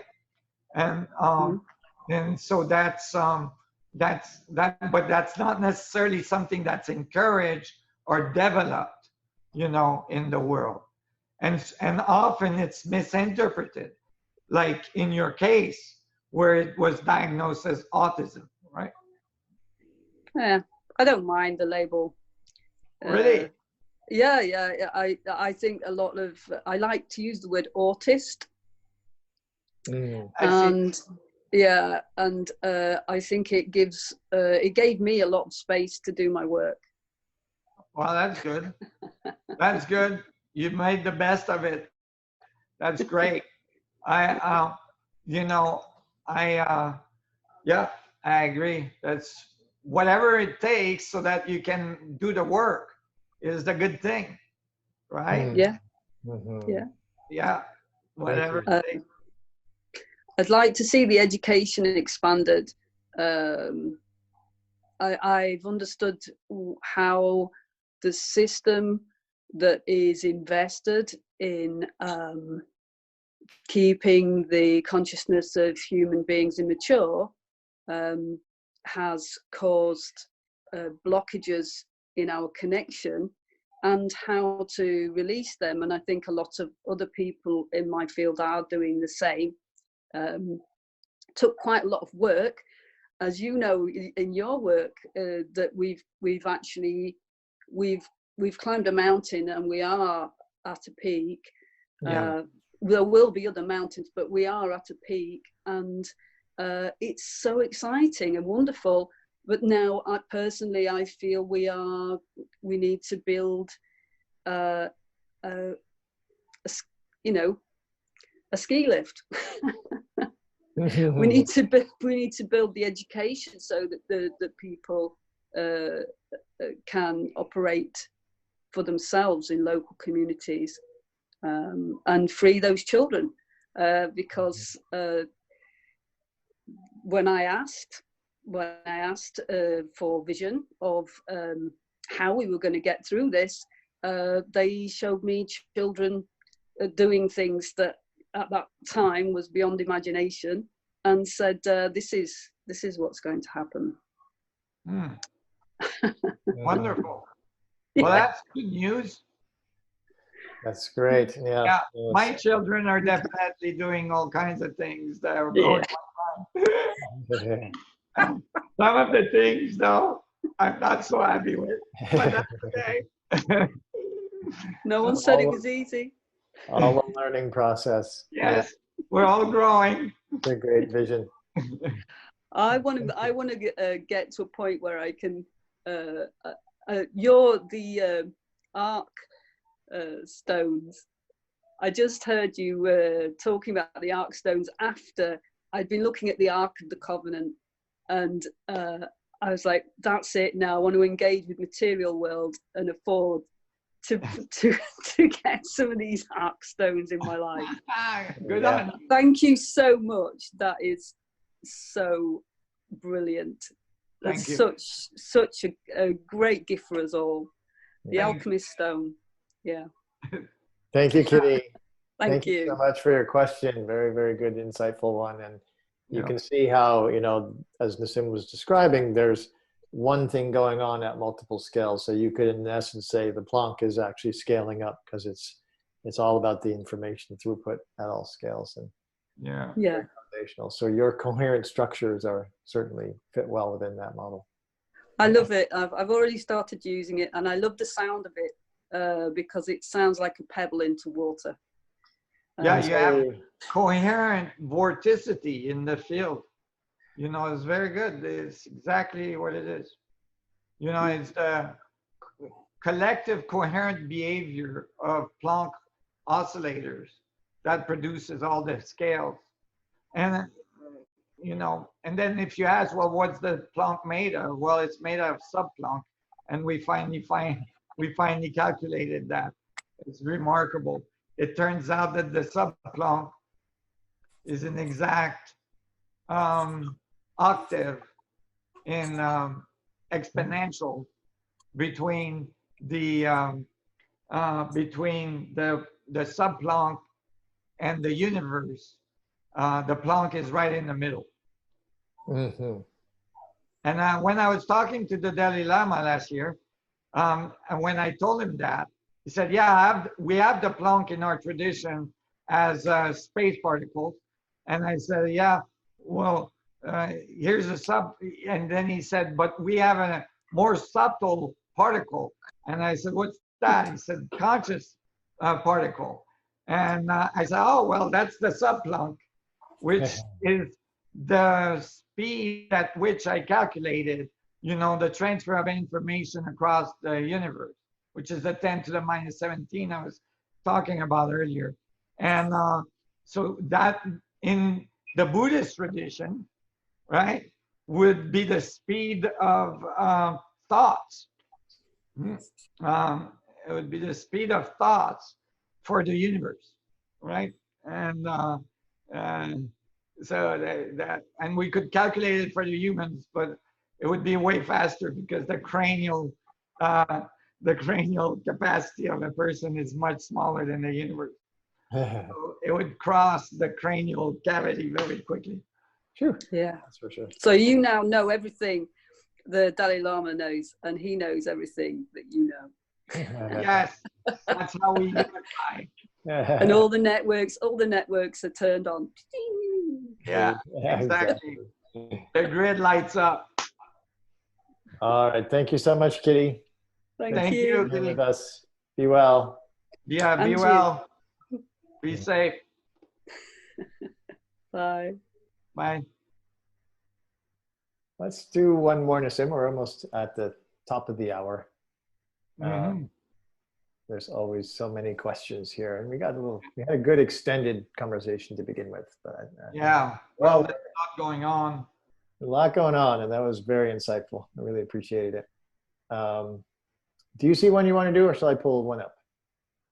No, I'm sorry, I haven't. Okay, fine. So let's talk about this one here. Can you speak about the power of group meditation as it relates to the quantum field?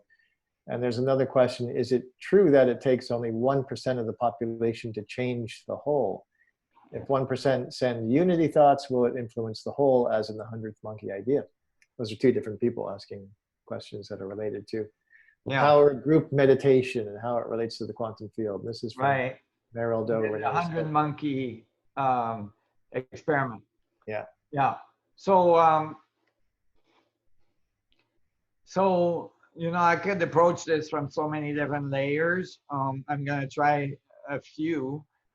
So one is that, of course, as I described earlier, when you increase the converging vectors towards the center of you, which would be what is described as meditation, by turning your senses inwards towards the converging vectors, then you go deeper and deeper into singularity, and you have a larger and larger influence on the field, right? So the 100 monkey experiment, like if you ask me to do a percentage on how many monkeys it's gonna take for the world to go from self-destruction to thriving, and unified, right? This I can't do because let's say I told you it's 1%. Is that 1% of Buddhas, or is it 1% of the person that's just starting meditation and that's discovering these principles, right? How good is the singularities that these 1% are producing? So I can do an estimate, but as a means, right? And I would say the numbers would be way below 1%. In fact, you know, currently the numbers we have exceed 1%, and you know they've been producing significant amount of change. You know, in the last 25 to maybe 30 years, 40 years, meaning there is a transformation on the planet that's occurring that has, you know, permeated most of the institutions and structures, where people are taking more and more, are becoming more and more aware of their converging vectors, and change their relationship to the field, and they're changing the institutions from the inside and all this. And so this has been happening for a while now, and we're starting to see the effects of it, which is everything that's not working well is emerging so that it can be dealt with and you know, organized and unified and improved. Cynthia. Go ahead and unmute your line. There you go. There we go. Now I got it. So given that there's a lot of people that are holding the same unity idea, there's a lot of global coherent networks, a lot of group meditations happening. Is it down to the purity of the thought? What am I missing? No, it's down to the information transfer that you, as a means value, maintain during, you know, your existence, right? Your level of awareness, how much information you're processing in the field, you know, which is constantly changing, right? You're improving, right? you're you're getting better at processing information and experience and that influencing your field with this information in a way that's um, constructive or productive to the whole, right? Meaning that your influence on the whole has a positive effect in terms of like growth for everybody and all this, right? So that you can think of that influence literally what you do during your day, right? But you can think of that influence as well as what you think during the day and how you're experiencing how are you connecting to the field as a whole and to the all the other components of the field like the other human beings and all this stuff, right? That whole part um, is an influence so that you can say like in a state of meditation, right? This is why I wanted to start a global orgasm, thing. And I just want to explain that real quick. But basically, and there's very specific chemicals and changes that are happening in your body when you're meditating or when you're having an orgasm that have a very strong influence, right, of on the field. And if it's encoded with the right information, then can have a very good influence on the field. And so when we globally meditate, we increase this influence because everybody converge to the center of their vectors, where they converge to what connects them to the whole, and the effect is synergetic, right? So if so when we synchronize that, then it has a global impact that can be measured, by the way, right? By random generators, that are this started in Stanford, no, it started in Princeton and then went to Stanford, but we can measure the effect. So we can measure the effects, but there's not possible to gauge at when that trim tab takes that turn, or can we energize this process, speed it up, that kind of thing. Yes, only by like the maximum effect we can have is by our self-internalization, our capacity to go towards the converging vectors more and more efficiently. That is when we have the most impact, because then we can all turn our individual wheels in the right direction, right? Because we'll know what's more productive and what's less productive, right? And then then all the trim tabs put together produce the larger trim tab, and it propagates that way, and it's not linear because we're all around the world in all the different institutions.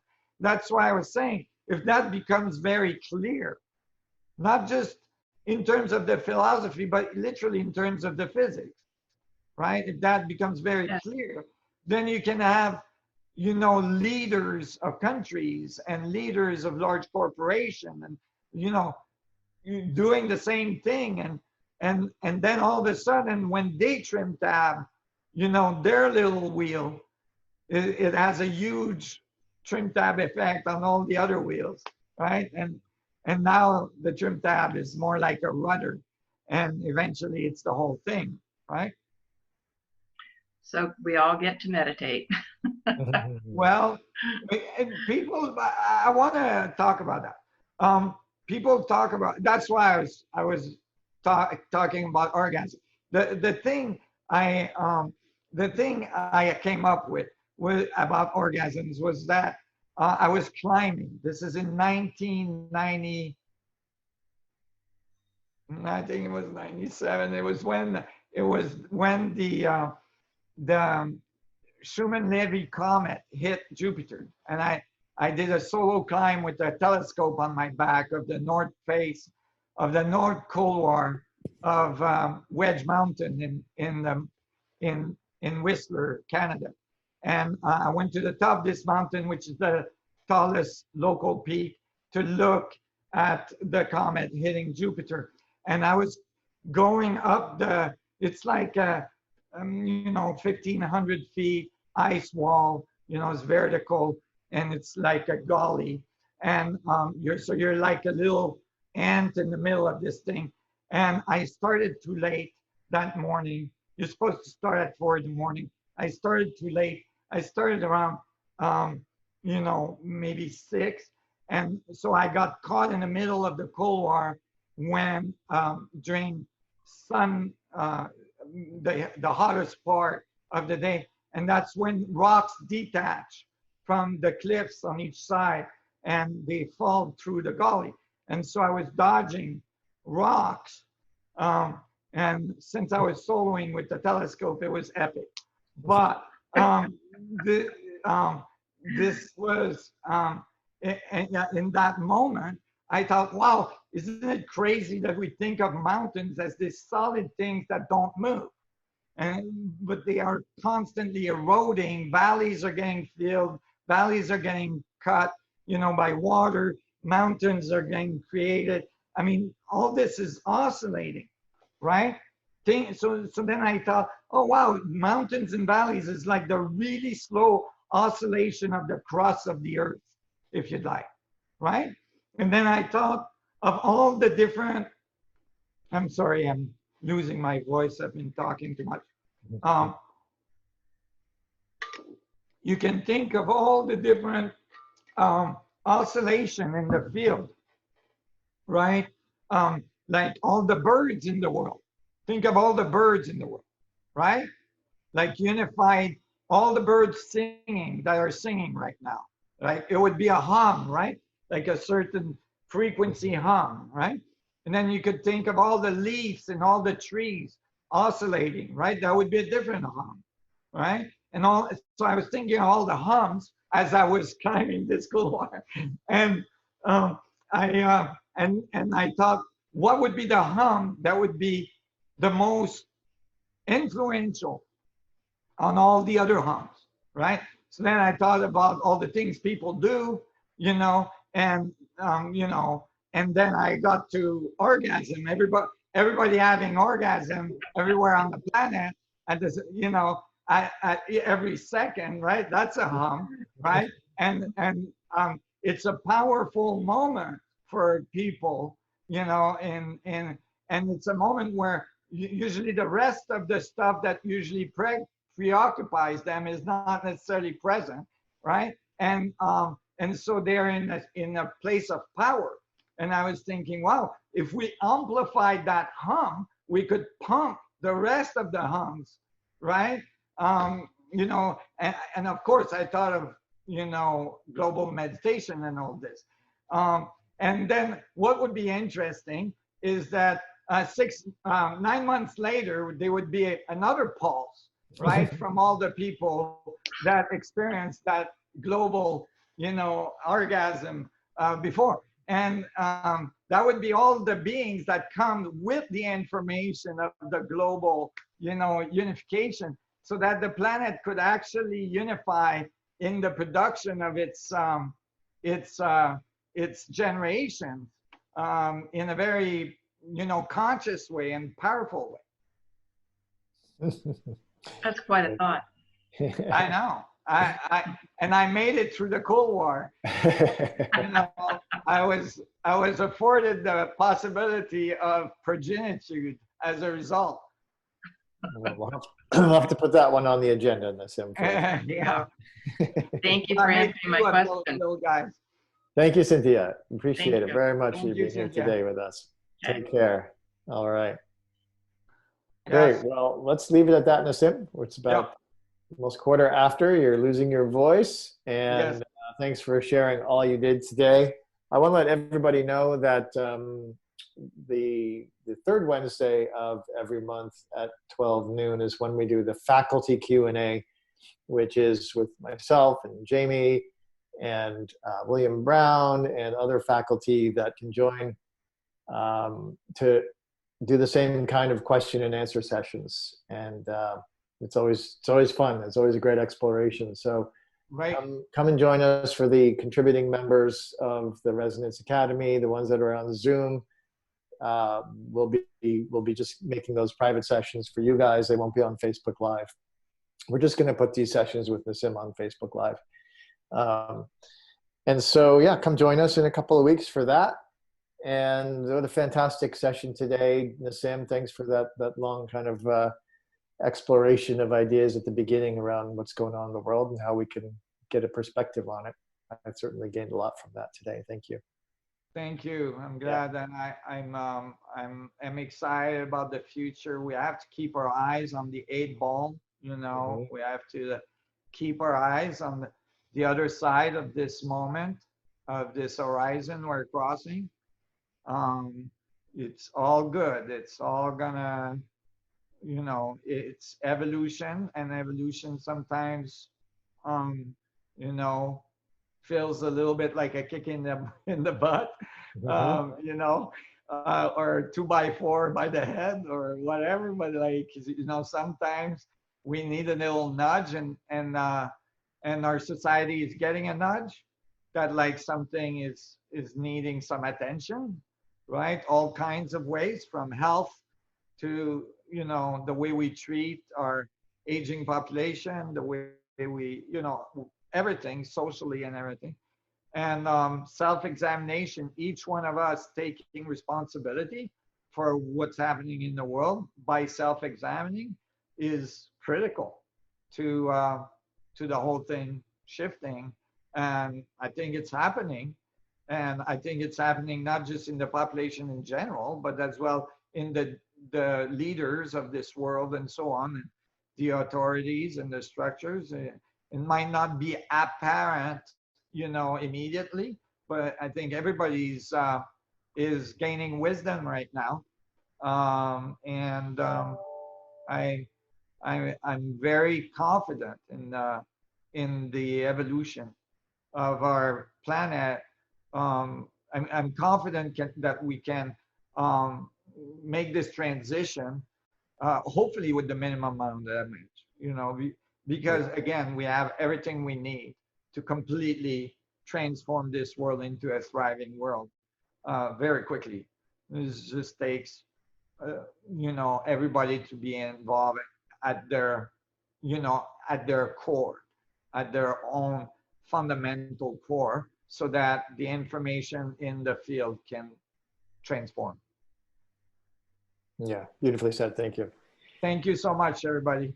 Thank you, everybody, for joining us today here on Zoom with our contributing members. Thanks for supporting us. Come back for this again at the first Wednesday of next month in July with Nassim, and in 2 weeks with the faculty. And thank you, everybody on Facebook, for joining us live today.